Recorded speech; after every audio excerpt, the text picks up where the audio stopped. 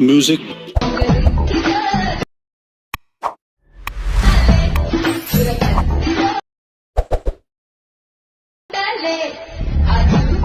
Once more! Once more! Once more!